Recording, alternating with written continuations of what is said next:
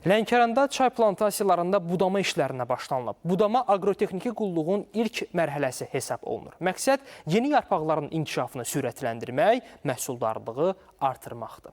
Hazırda rayonda 550 hektardan çox ərazidə çay becərilir. Ətraflı məlumatlara əməkdaşımız Nuranə Tələtqızı çatdırıb izləyək.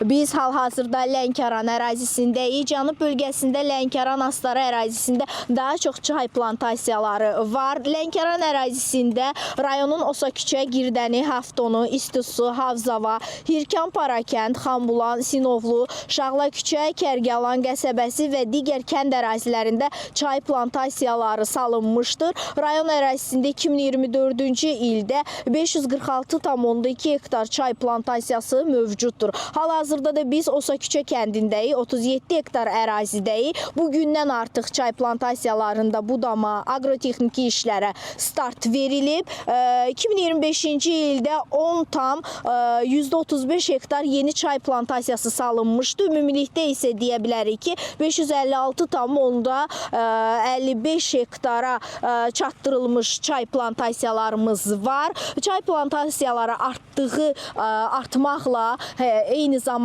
bəzi çətinliklər də yaranır. Bu çətinliklərdən biri də emal prosesidir. Bölgəmizdə emal prosesi üçün zavodların sayı azlıq təşkil edir. İdxal və ixracda da problemlər bu zaman ortaya çıxır, çətinliklər ortaya çıxır. Bununla bağlı geniş ətraflı reportajlarımız, məlumatlarımız olacaq.